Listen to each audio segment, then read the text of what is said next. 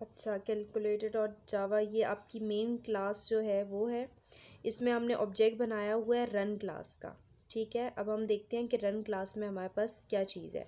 इसे हम यहाँ से पहले रन भी कर देते हैं। ओके, हमारे पास ये जो है आउटपुट आ रही है, एक मैसेज डिस्प्ले हो रहा है वेलकम, और हमारे पास ऑप्शंस आ रहे हैं कैलकुलेटर के कि हमें कौन सा ऑपरेशन जो है परफॉर्म करना है। तो हम इसे कोडिंग के इससे देखते हैं कि हमने रन का ऑब्जेक्ट यहाँ बना दिया है, यानी कि ये मेन क्लास जो है हमें थ्रो करिए रन वाली क्लास की तरफ। ठीक है, रन की क्लास में हमारे पास क्या है रन की क्लास में हमने हर जितने भी हमारे पास ऑपरेशंस हैं उनकी हमने अलग अलग क्लासेस बनाई हुई हैं, जिनका हमने यहाँ ऑब्जेक्ट बना दिया है। ठीक है, अब रन का हमने कंस्ट्रक्टर के अंदर क्या काम हो रहा है कि हमने एक कंडीशन लगाई है, बल्कि सबसे पहले मैं आपको एब्स्ट्रैक्ट क्लास का बता देती हूँ। अच्छा, अब जो एब्स्ट्रैक्ट मेथड्स हम बनाते हैं किसी भी प्रोजेक्ट में, वो हम इस वजह से बनाते हैं कि अगर हमारे पास प्रोजेक्ट है और काफ़ी लेंथी है और उस प्रोजेक्ट में डिफरेंट क्लासेस के अंदर एक मेथड है जो रिपीट हो रहा है। ठीक है, कुछ मेथड्स हैं जो रिपीट हो रहे हैं, तो उन मेथड्स को हम एक जगह एक क्लास में डिक्लेयर कर देते हैं। ठीक है, उस मेथड का नाम सेम होता है, यानी कि अब जो एडिशन वाली क्लास है, हम यहाँ से जो फर्स्ट है, लेट्स सपोज हम डिवीजन कर रहे हैं, हम डिवीजन क्लिक करते हैं और डिवीजन के अंदर हम ये 3 मेथड्स कॉल कर रहे हैं। ठीक है, ये 3 मेथड्स हम मल्टीप्लिकेशन में भी कॉल कर रहे हैं, ये 3 मेथड्स हम थर्ड वाले में भी कॉल कर रहे हैं, फोर्थ में भी, फिफ्थ में भी, सिक्स में भी, यानी कि सारे ऑपरेशंस में सेम 3 मेथड्स यूज़ हो रहे हैं। तो हम क्या करेंगे, इन मेथड्स को किसी एक जगह जो है हम वहाँ डिक्लेयर कर देंगे। अब हम जाते हैं अपनी ऑपरेशंस की क्लास में। हमने एक एब्स्ट्रैक्ट क्लास बनाई है ऑपरेशंस, इस क्लास को हमने एब्स्ट्रैक्ट कर दिया। अब इस क्लास के अंदर कुछ एब्स्ट्रैक्ट मेथड्स भी होंगे। ठीक है, अब देखें वहाँ जो हमने डिफ़ाइन किए हुए थे, हर ऑपरेशन के अंदर 3 मेथड्स थे जो कि सिमिलर थे, सेम थे। उन्हें हमने एक जगह ऑपरेशंस में जाके हमने उन मेथड्स को एब्स्ट्रैक्ट डिक्लेयर कर दिया कि ये मेथड्स एब्स्ट्रैक्ट हैं, यानी कि मेथड्स नेम सेम होंगे लेकिन उनकी फंक्शनैलिटी डिफरेंट ऑपरेशंस के लिए डिफरेंट होगी। ठीक है, इधर हमने इसे डिफ़ाइन नहीं किया कि मेथड में हो क्या रहा है, लेकिन हमने इसे यहाँ डिक्लेयर कर दिया।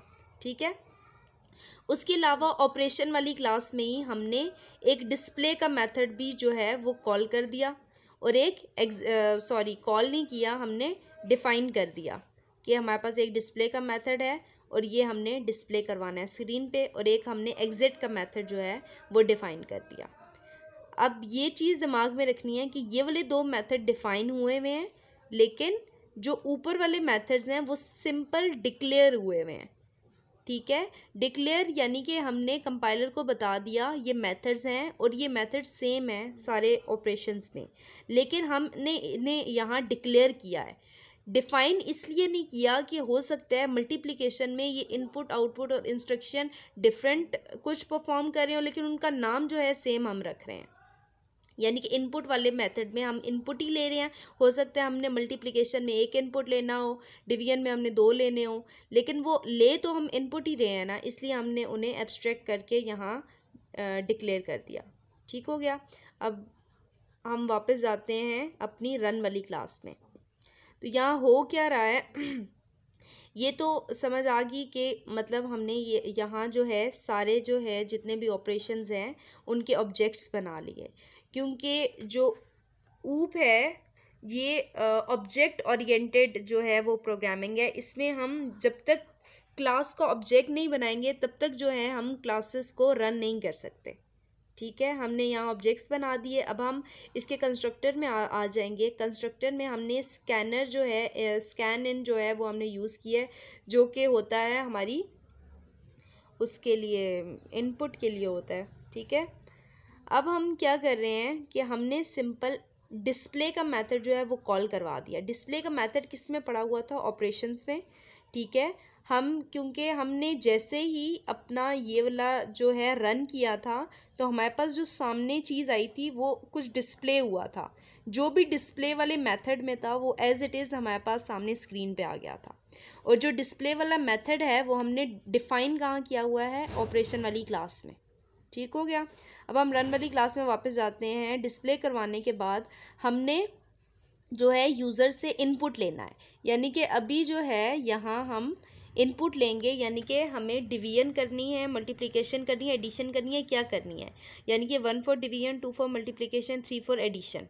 अब हम लेट्स सपोज हम यहाँ 1 एंटर करते हैं, तो ये जो 1 है, ये जो 1 हमने एंटर किया है, ये जाके स्टोर हो जाएगा इस ऑब्जेक्ट में, ऑप्शन वाले ऑब्जेक्ट में स्टोर हो गया। अब हम उस पर स्विच केस लगा देंगे, यानी कि हम उस पर स्विच केस लगाएंगे और चेक करेंगे कि यूज़र ने एंटर क्या किया है। ठीक है, कंपाइलर को नहीं पता यूज़र ने एंटर क्या किया है। अब हम ऑप्शन पे हमने स्विच केस लगा दिया। अब अगर तो यूज़र ने 1 प्रेस किया है, तो यहाँ 1 पे क्या होना चाहिए, डिवीजन वाला ऑपरेशन परफॉर्म होना चाहिए।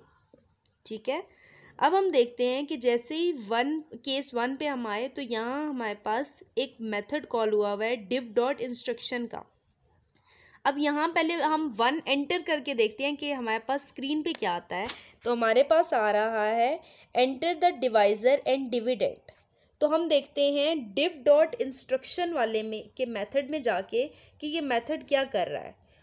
और div डॉट, अब ये वाला मेथड कहाँ डिफाइन है, div के अंदर, यानी कि div क्या है, ऑब्जेक्ट है किसका, डिवीजन वाली क्लास का। हम डिवीजन वाली क्लास में जाते हैं। ठीक है, डिवीजन वाली क्लास में आगे अब हम यहाँ देखते हैं इंस्ट्रक्शन कहाँ लिखा हुआ है, ये हमारे पास है इंस्ट्रक्शन का मेथड। सिंपल इंस्ट्रक्शन के मेथड में क्या है, इसकी वैसे ज़रूरत नहीं थी, सिंपल एक लाइन प्रिंट करवाने के लिए मेथड की ज़रूरत नहीं थी, सिंपल आप ऐसे भी प्रिंट करवा सकते थे। लेकिन चलो, इंस्ट्रक्शन वाले जो मेथड है वो क्या कह रहा है, सिंपल हमारे पास एक मैसेज डिस्प्ले कर रहा है, enter the divisor and dividend. तो ये मैसेज देखिए स्क्रीन पे, 1 के बाद फर्स्ट मैसेज जो है वो कहाँ गया, एरो ये है, ये जो है ये सिंपल इतना सा काम है इंस्ट्रक्शन वाले मेथड का। ठीक हो गया। अब हम वापस जाते हैं रन वाली क्लास में। नेक्स्ट मेथड जो है वो कॉल हुआ है div डॉट इनपुट का। ठीक है, यानी कि डिवीजन के अंदर जाके इनपुट वाला मेथड कॉल हुआ है, ये वाला मेथड। अब नाम से ही पता चल रहा है कि हमने कुछ इनपुट लेना है। जाहिर सी बात है, जब हम डिवीजन करेंगे तो हम यूज़र से कुछ लेंगे ना, जिस पर हम डिवीजन करेंगे, यानी कि हम यूज़र से डिवाइज़र ले लेंगे और डिविडेंड दोनों ले लेंगे, जिससे हम अपनी जो है डिवीजन परफॉर्म करेंगे। तो इससे सिंपल, जब यूज़र डिवाइज़र जो है इनपुट करेगा वो डिवाइज़र वाले वेरिएबल में चला जाएगा, जब वो डिविडेंड इनपुट करेगा वो डिविडेंड वाले वेरिएबल में चला जाएगा। अब हम वैल्यूज़ एंटर करके देखते हैं।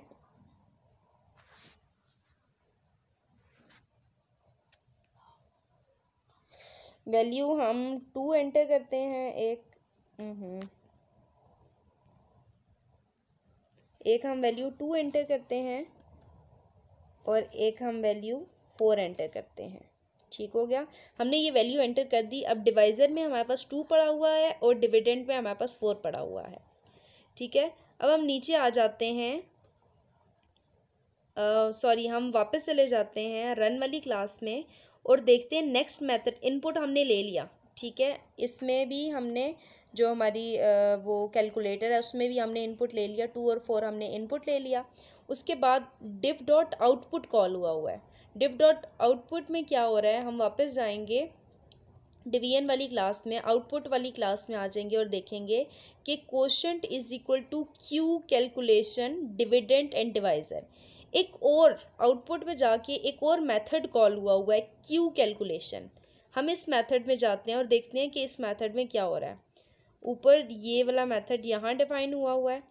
इस मेथड से हम जो है वैल्यूज़ पास कर रहे हैं डिविडेंड और डिवाइज़र, यानी कि जो वैल्यू हमने एंटर की थी 2 और 4 वो हम इस मेथड को पास करेंगे और इस मेथड में यहाँ फ्लोट dt के अंदर डिविडेंड और डिवाइज़र फ्लोट dr में डिवाइज़र की वैल्यूज़ आ गई हमारे पास। अब ये क्या करेगा, ये इन दोनों को डिवाइड करेगा, यानी कि 4 को 2 के साथ डिवाइड करेगा और रिटर्न कर देगा वो वैल्यू वापस जहाँ से फंक्शन जो है हमारे पास कॉल हुआ था। यहाँ हमारे पास वैल्यू आ जाएगी 4 डिवाइडेड बाई 2, 2 वैल्यू जो है वो जाके क्वोशंट में सेव हो जाएगी। ठीक हो गया। अब जो रिमाइंडर है, रिमाइंडर में बोलना नहीं, अब जो मामा है नमाज पढ़ी है, अब जो रिमाइंडर है, ये वाली जो वैल्यू है वो आके सेव हो जाएगी क्वोशंट पे। यानी कि जब हम डिवाइड करते हैं, जो ऊपर वाली वैल्यू आंसर होता है उसका वो क्वोशंट होता है, और जो नीचे जो बच जाता है वो रिमाइंडर होता है। तो इस वाले फंक्शन से उसका जो क्वोशंट है हमारे पास यहाँ सेव हो गया। अब रिमाइंडर कैसे निकालेंगे? सिंपल इस वाले मेथड को कॉल करेंगे और इस मेथड में जाके हम मॉड्यूलस ले लेंगे। ये वाला मेथड है, इसमें हमने वो दोनों 4 और 2 वैल्यू पास करवाई, लेकिन उससे डिवाइड नहीं करवाया, उससे हमने उसका मॉड ले लिया। मॉड लेने से क्या होगा, जो उसकी रिमाइंडर टर्म है, डिवीजन का तो आंसर हमारे पास क्वोशंट में पड़ा हुआ है, अब हमें उसका रिमाइंडर भी चाहिए। तो हम क्या करेंगे, सिंपल उसका मॉड ले लेंगे, जिससे क्या होगा, हमारे पास रिमेनिंग जो टर्म होती है उसका रिमाइंडर होता है, वो इस वाले में इस फंक्शन को रिटर्न कर देगा, आर डॉट कैलकुलेशन को रिटर्न कर देगा, और यहाँ से वैल्यू स्टोर हो जाएगी रिमाइंडर में। और सिंपल जो है हमारा कंपाइलर क्या करेगा, उसका क्वोशंट और रिमाइंडर दोनों जो है वो प्रिंट करवा देगा। अब हमने वैल्यूज़ एंटर की थी 2 और 4, अब इसका जो क्वोशंट है वो 2 आना चाहिए और जो उसका रिमाइंडर है वो 0 आना चाहिए। तो जब हम एंटर करेंगे,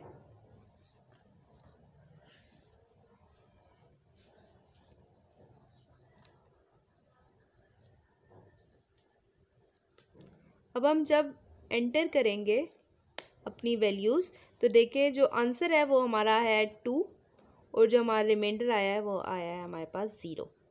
अब हमारे पास एक मैसेज डिस्प्ले हो रहा है, enter E to exit and enter C to continue.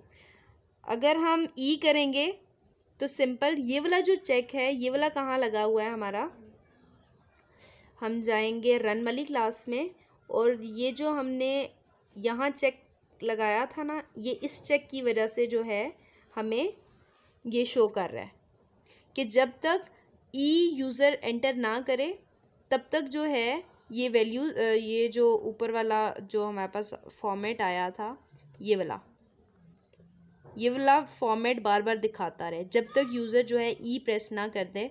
अब अगर हम सी प्रेस करते हैं, कंटिन्यू करते हैं, सी प्रेस करेंगे तो वापस यही फॉर्मेट आ जाएगा।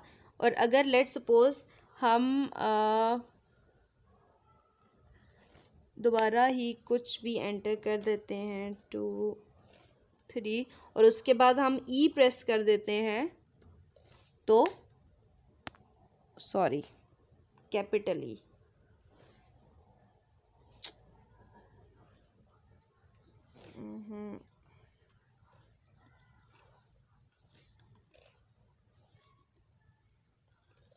कैपिटल ई अगर हम प्रेस करते हैं तो हमारे पास एक मैसेज डिस्प्ले हो जाएगा गुड बाय। तो कैपिटल ई पे भी चेक लगा हुआ है, जो हमने ऑपरेशन वाली एब्स्ट्रैक्ट क्लास के अंदर एक मेथड बनाया था एग्जिट, वो कॉल हो जाएगा सिंपल।